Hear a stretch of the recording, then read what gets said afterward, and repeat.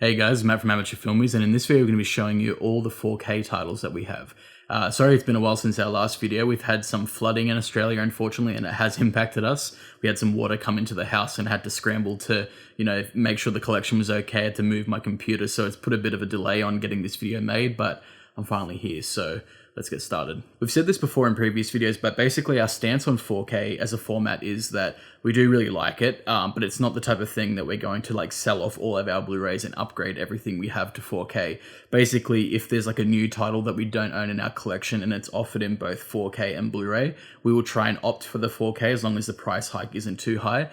We still love Blu-ray. We know majority of our collection is Blu-ray, of course, but that's pretty much how we approach it. If the 4K version is only slightly more and we don't own either the Blu-ray or 4K already, we'll grab the 4K. Very rarely will we actually upgrade a Blu-ray that we have. Usually if we do that, it's going to be because we have a generic Blu-ray and a boutique company like Arrow or Screen Factory or whatever it may be has put out a 4K equivalent, then we might make the upgrade. But yeah, just wanted to add that as a point of interest regarding how we decide what we buy in terms of 4K. But with all that said, we do have quite a few 4K titles here, so I'll try not to ramble for too long about each of them, but may as well get started. So the first one we have here is the 90s Godzilla film starring Matthew Broderick and a whole bunch of other people, really.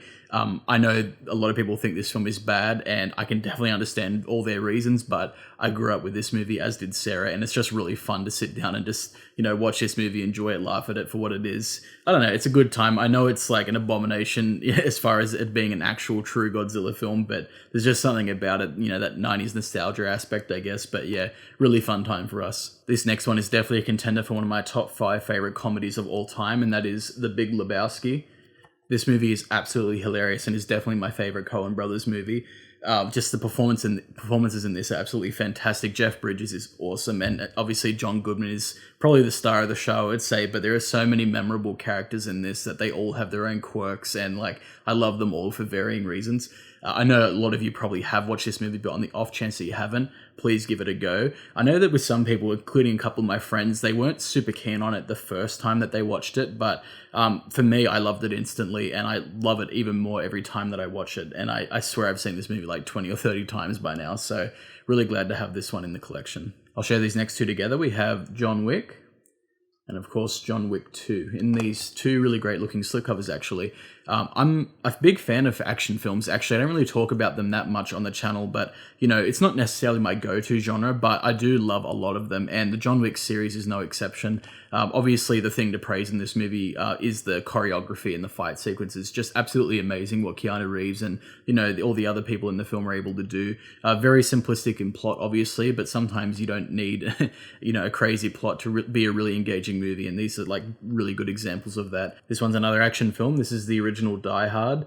Absolute classic, don't really need to say much more about it. I love Alan Rickman in this as the villain, and yeah, just one that I'm actually due for a rewatch of actually, but yeah, awesome movie. We have another Bruce Willis film here, and that is The Fifth Element. And I've only seen this one about 2 or 3 times, but I really do like this movie. I think it's a great sci-fi classic, and Gary Oldman, obviously, I love him in any movie that he's in. He's always just such a memorable character, whether he's playing a good guy or a bad guy. I just love the dedication he has to, to distinguishing himself in terms of his actual appearance. The ones that spring to mind are obviously The Fifth Element, but of course Hannibal and a whole bunch of others. But yeah, I love obviously the sci-fi aspect of this movie, and I just recently was playing the Mass Effect game, so it sort of put me on a bit of a sci-fi kick, so hopefully I should watch this one again soon. Here we have The Patriot, starring Mel Gibson, and this one is actually one that Sarah bought because she's a pretty big fan of this movie. I've never actually seen it myself, so I don't really know what to expect, but it's one of the many movies she's been trying to get me to watch for a really long time, so hopefully I actually get around to it someday soon. We have another famous Australian actor. This is Gladiator, starring Russell Crowe.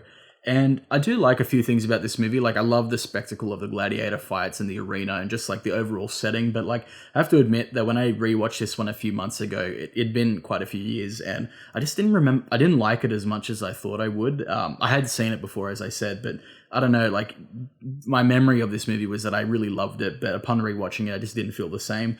Maybe I'll flip the other way again the next time that I watch it, but yeah, wasn't as impressed with this on a rewatch. Next up, we have the film Source Code, starring Jake Gyllenhaal.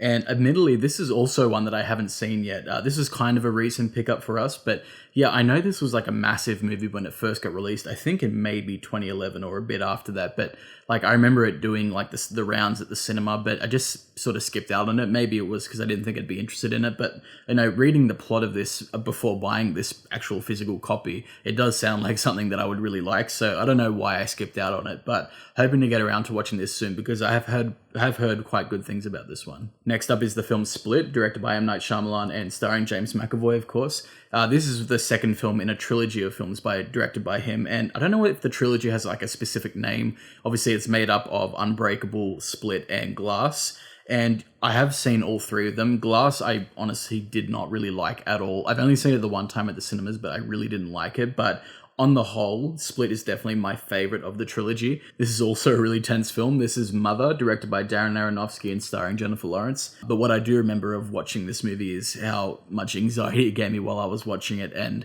how nauseated I feel, like, you know, from how much dread and like helplessness like came from watching this movie. As far as whether or not I liked the movie, I remember I was quite mixed on it, and I think that was actually a pretty common response to the film as well. A lot of people either seemed to really hate it or just didn't know how they felt about it. I mean, that's what I recall from reading reviews and stuff in that, but I did like the film enough to want to give it another go, which is why I have this edition here. Here we have the original Jumanji, starring Robin Williams, of course. And yeah, this was a staple in my house growing up. I absolutely love watching this movie, but I have to say, this film legitimately terrified me as a kid as well. Like, I loved watching it, but it always scared me. Really great movie. I'm sure a lot of you have already seen this one. I haven't actually seen the remakes with Dwayne "The Rock" Johnson and Jack Black in that, and Kevin Hart, I think.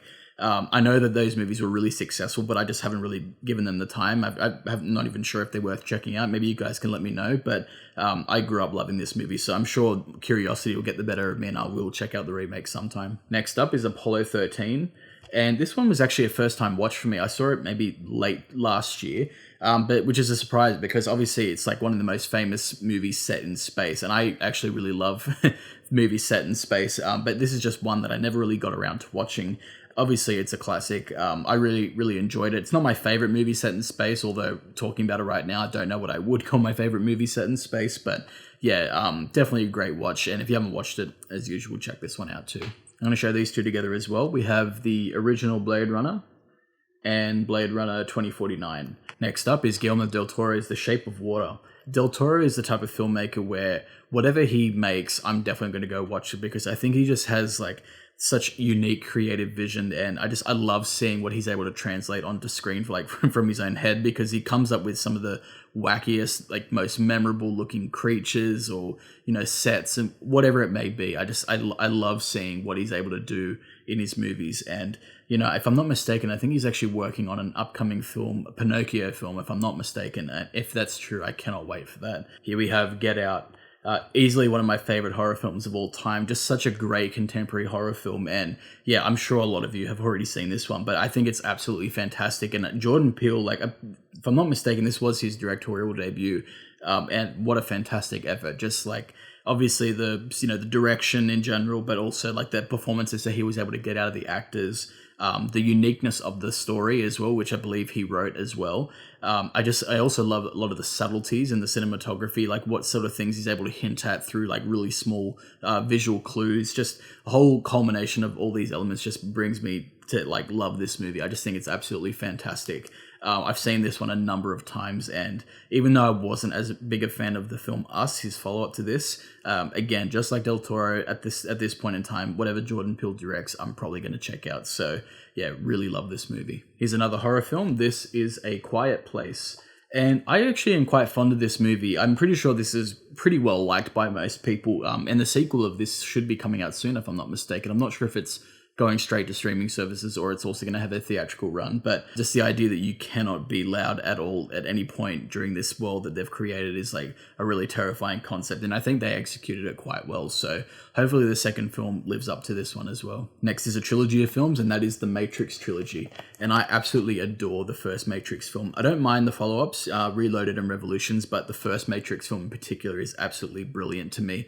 I love the world in it. The concepts that are explored, I think, are just amazing. And yeah, just the conflict that in these films themselves, I just found to be really compelling. These films are really special to me. As I said, I grew up watching them. I grew up playing the video games of these movies as well. And I'm very, very curious to see what they do with the new Matrix movie that they're doing. I'm not sure when it's coming out, but in particular, I want to see what they do with the story, which is obviously supposed to be wrapped up in Revolution. So very interested to see what happens there. But yeah, absolute classics. I'm realizing now as I'm filming this just how many action films we actually have in our 4K collection. It's actually pretty insane. But this next bundle of films is all the Mission Impossible films to date, I believe. I've got 6 of them here. I keep losing track of how many of them there actually are, but yeah, the Mission Impossible franchise, I actually really like it. It's one of those franchises, in my opinion, that just keeps getting better and better with each entry that comes out. I really like the first movie. I know, watching it now, I can pick apart a lot of the stuff in it, and it does have a lot of flaws, but I still really love it for what it is. Mission Impossible 2, I have like barely any memory of, but in the later entries, like Ghost Protocol, Fallout, which I think is the newest one, Rogue Nation. Yeah, I just think they're actually really great, spy espionage action films. I really enjoy them, and obviously the massive budget behind it. Like sometimes it's fun to see what a movie can do with a massive budget, and the Mission Impossible franchise definitely takes advantage of the money that it's been given, because you see some absolutely amazing action sequences. So yeah, just a really enjoyable franchise for me that I think not only has great action in it, but a really decent plot lines as well all throughout. And yeah, just really fun watches overall. So big fan of the franchise, and I'm sure they're going to be doing a whole bunch of other ones, so I'll be sure to watch those as well when they come out. Next up is the Purge 3 movie collection. So in this one, you get the Purge Anarchy, and the Purge Election Year. This is one that Sarah picked up. I have to admit, I'm not as big of a fan of this franchise as Sarah is, but I have seen these films. The thing I didn't like about it, the first one in particular, was that I was just really disappointed, because I love the concept of this film, where for 24 hours, all crime is legal. And I feel like they failed to capitalize on that in a really awesome way, because from my memory of it is that it's just Ethan Hawke at his house. It just turned into more of just like a regular home invasion movie, if I'm not mistaken. It's been a while, but yeah, to be fair, I know some of the later films try to capitalize on the concept a bit more, but just in general, I didn't think they were that good. We actually have a few 4K Steelbooks, which we'll show you guys now. The first one of which is The Crimes of Grindelwald. And I have to say, I feel a bit guilty about owning this one in a way, because I know that Sarah and I definitely do not like this movie, but it's just one of those collector's things where we just feel compelled to fill out, complete the collection of an entire franchise. Like, we own all of the Harry Potter films, we own Fantastic Beasts and Where to Find Them. So it made sense for us to pick up this film just to sort of keep the Harry Potter collection going. But I don't know, it's just one of those things, like, neither of us like it, yet we still paid money to have it in our collection. As I say with a lot of films, maybe I'll like it again when I see it again, but I highly doubt it. Yeah, it's just one of those films to sort of complete the collection. I'm sure you guys have done something similar. Now onto a movie I actually do like. This is 1917. This is still sealed, but I have seen this a couple of times, and I really, really like it. Yeah, just an amazing war film. It's something else I don't really talk about on this channel as much, which is the fact that I really do like a lot of war films. There are a couple of classics that I still am yet to see, like The Thin Red Line, which we do own now, and I really want to watch Band of Brothers as well. But 1917 was a great one to watch in the cinema in particular, because the cinematography is obviously excellent, but I really loved the sound design as well. Yeah, just a really action-packed, tense movie, and yeah, highly recommended if you haven't watched it yet. I think it's a really great movie, and I'm pretty sure it won at least a few Oscars. But yeah, just a really great movie. Next up is the horror film It. And when this got announced, this is probably the most hyped up I've ever been for a new release. Like, when this first got announced, I was so incredibly excited, because I'm such a fan of the book that this film is based on. I've read it, I love it. Just the story, Pennywise as a villain, I think is absolutely fantastic. I love its originality. The Losers Club are just great. And I'm also a big fan of the original miniseries as well, which I understand by a lot of standards is quite dated, but it just has a particular charm. So when this was announced, with the possibility of having, a higher budget with more, contemporary effects and whatnot, I couldn't wait to see what they did with this character in this story. And I think it lived up to my expectations. I really, really love this movie. I'm not going to get started on the follow-up, It Chapter 2, because I definitely did not like that movie. It was one of the most disappointing movies of the year that I watched that in. But regardless, the first film, Part 1, I thought was excellent. Has a couple of drawbacks, but on the whole, given my love for the characters, the story overall, I can see past a couple of its shortcomings and just enjoy it for what it is, which I think is a really great modern contemporary fun horror film, which, you know, really reminiscent of the 80s. Just, I don't know, I could ramble about this film for a long time, but yeah, really, really great horror film that I think is a really fun time. Next up is a series of films, all of which I own on individual steelbooks. This is the first 4 Jurassic Park films, and yeah, what more can I say? It's Jurassic Park. Like, first movie's absolutely amazing, and it's my favorite of the franchise, and I'm sure a lot of people would probably say the same. Just the special effects, they still hold up to this day, and it's just such a wondrous film, and, you know, like, it's dinosaurs, like, come on, it's amazing. And, you know, while the follow-ups to the first one, you know, they sort of start to decline in quality, on the whole, I think they're really good fun. Jurassic World was okay. Like, you know, I enjoyed seeing it at the cinema, especially in, like, the extreme screen and whatnot, but I have to say Fallen Kingdom, the last one, I did not like that one at all.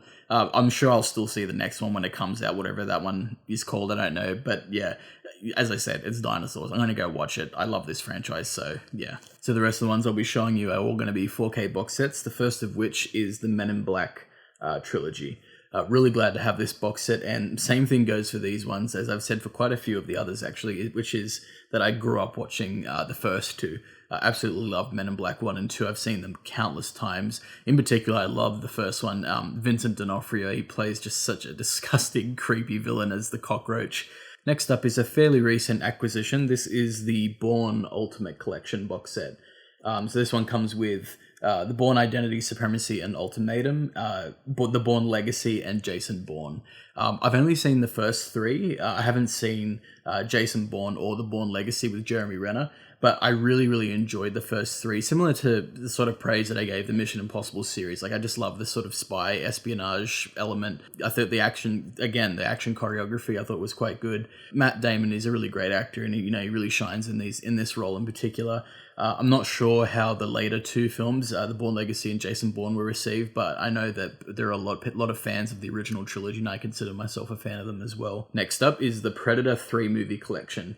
And this one comes, of course, with Predator, Predator 2, and Predators with Adrian Brody. And I love all 3 of these films. I think they're really great, especially the first one, of course, which is just an 80s, action classic.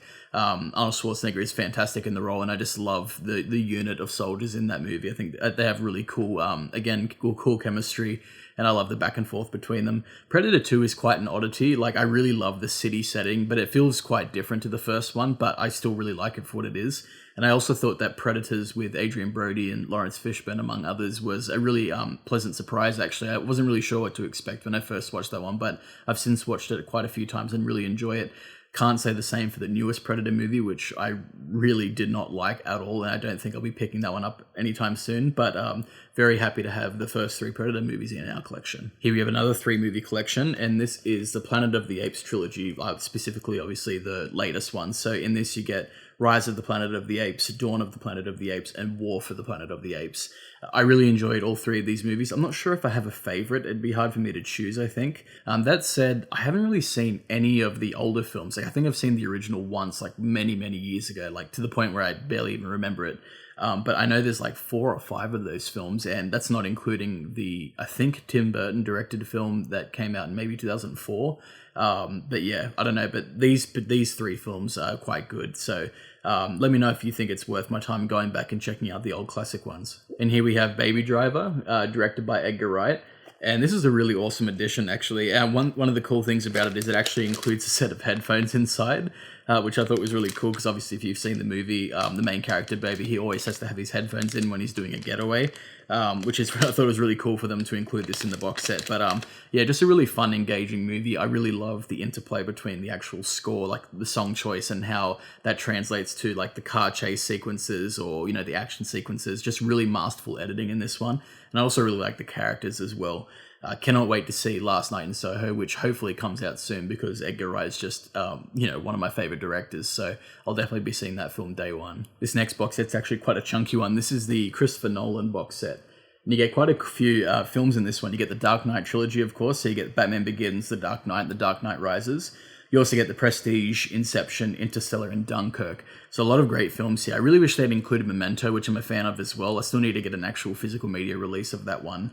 I also need to pick up Tenet sometime soon, because I really want to see that one at home, because I was one of the many people in the theater who had trouble understanding the dialogue due to audio issues. But apart from that, the films included in here, I actually am a big fan of, and particularly The Prestige. I don't hear that one talked about as much as Nolan's other films, but obviously, you know, a lot of people, there are still a lot of fans of it. I just love the story itself and the relationship between Hugh Jackman and Christian Bale in that film. I think it's really well done. But yeah, Christopher Nolan, similar to what I said about Del Toro, he's just one of those directors where if his name's attached to it, I'm going to check it out because I think he has a lot of interesting ideas and I really like the way he explores those ideas. You know, some of his filmmaking choices I'm not a huge fan of, but, you know, it really depends on the movie. But on the whole, I would say I'm a fan of his work and I do look forward to seeing what he does next after Tenet. So we have a few 4K releases from boutique companies like Second Sight and Aravia that I'm going to show you guys now. I think it's really awesome that those companies are starting to do 4K releases, and I'm sure as more time goes on, that we'll slowly get more boutique 4K releases. You know, as I said at the start of the video, you know, if a company does a Blu-ray and a 4K of the same title, we're going to try and opt for the 4K moving forward. Just depends on a few factors. But anyway, the first one I'm going to show you here is, of course, Second Sight's Dawn of the Dead. I won't unbox this one in this video just because I did sort of showcase it more in our Second Sight collection overview, which I'll make sure to link below in the description, but absolute zombie classic. You know, love George Romero. I've watched a bunch of his films and of course is going to rank towards the top because it is such a great one. Yeah, highly recommend grabbing this if you still can. I think there may be some copies left in stock.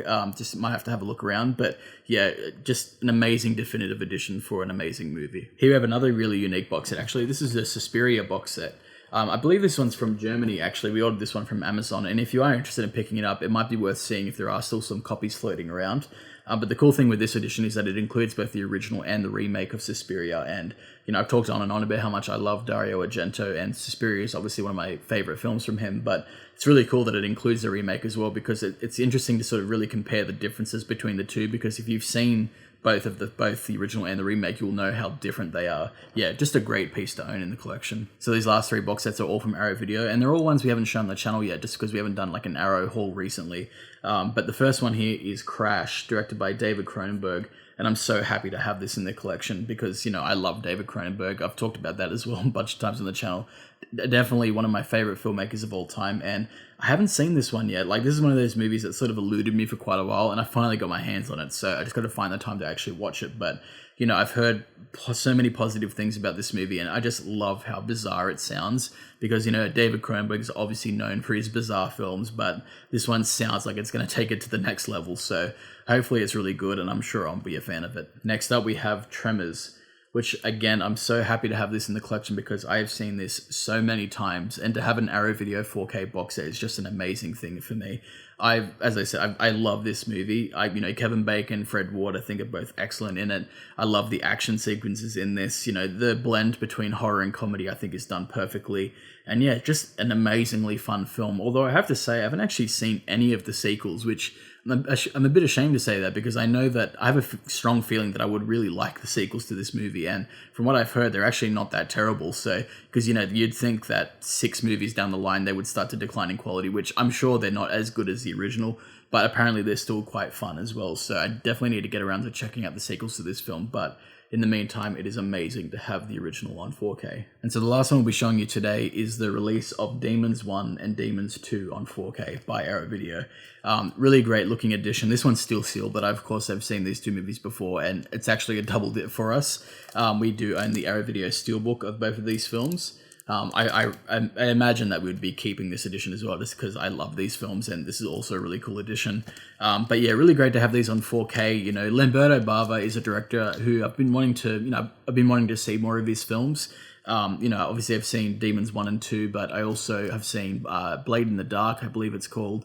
And yeah, I do have a couple of his films on my watch list that I'm still yet to get to, just because I'm trying to sort of watch as much Italian horror as I can. And, you know, Lamberto Bava's name keeps popping up. But yeah, really cool edition to have, as I said. So as I've already said a couple of times in this video, we don't really upgrade our Blu-rays to 4K that often, unless it's, you know, a specific circumstance, like, you know, if it's a movie we really love, like Demons 1 and 2, we might consider double dipping. So that might be an instance where we do get the 4K version. Another reason why we might do it is, you know, if a company that we really love, like Arrow Video, do a 4K box set of something, we will likely pick that up just because we are such fans of Arrow Video's packaging and, you know, the quality of their presentation, obviously the movies themselves. So yeah, I don't mean to sound contradictory when I say, you know, we're happy with our Blu-rays and we won't necessarily get 4K, but Arrow Video box sets are something that, one of my favorite parts of our collection. So they are something that I would consider upgrading to.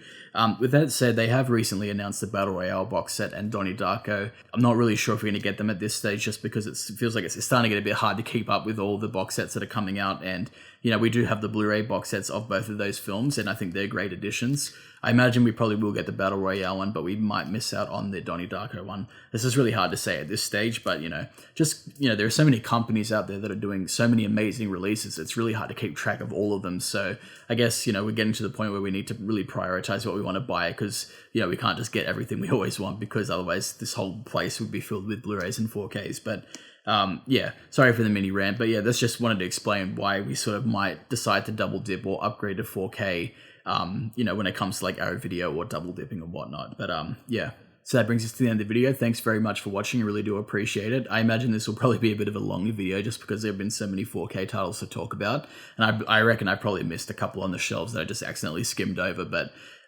thanks again for watching. I'm sure Sarah will have another video out soon. And I do apologize again for the delay in getting a video out. We just had some circumstances out of our control that sort of led to that. But we should have one out soon. But thank you again for watching, and we'll see you in the next video.